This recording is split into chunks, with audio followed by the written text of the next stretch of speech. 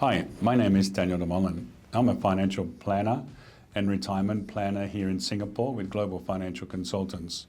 Today we're going to have a little bit of a chat for those people that are living outside of Singapore and Hong Kong. So today's topic is going to be a little bit more focused towards people living outside of the big financial centers in Asia. Recently I've been doing a lot of videos for people living in the large financial centers in Asia like Hong Kong and Singapore, maybe Korea and Japan. But I'm going to switch over and start to do a segment of videos for financial advice for people living in some of the other countries. We used to call these countries hardship postings, or we call them now emerging markets.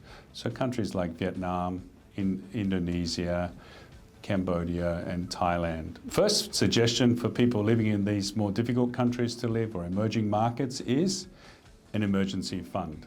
And I think you need to build a substantial emergency fund. So something where you're putting away 6 months of income to 9 months of income before you start investing money.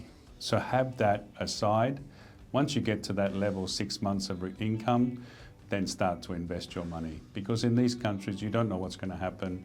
You might lose your job tomorrow, the company could be shut down, could be many reasons. Step two is you'd really need to diversify your investments. If you're going to invest locally, don't invest all your money in one asset. And if you have the ability and you can invest money offshore, then yes, invest money offshore and invest money in various geographical areas, and especially invest bulk of your money in developed countries. Because you're living in an emerging market, you need to invest your money in the opposite, which is the developed countries. Generally, people living in these countries have benefits insofar as they might get paid a little bit more. They could be out of the main cities, so they get a bonus for living out in the countryside for whatever reason. People living on mines, they get hardship allowances.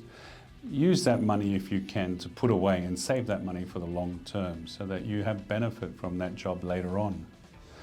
The other thing is use the benefits as being an offshore employee or an offshore expat to take advantages back home of any tax beneficial investments for the long term. Set aside money for retirement. A lot of people come out to Asia, they go to live in Vietnam or Thailand. There's no national insurance scheme, there's no pension scheme. So it's up to you to start to put money away for the future, and it comes quick. Next point is insurance. You need to make sure you have adequate insurance.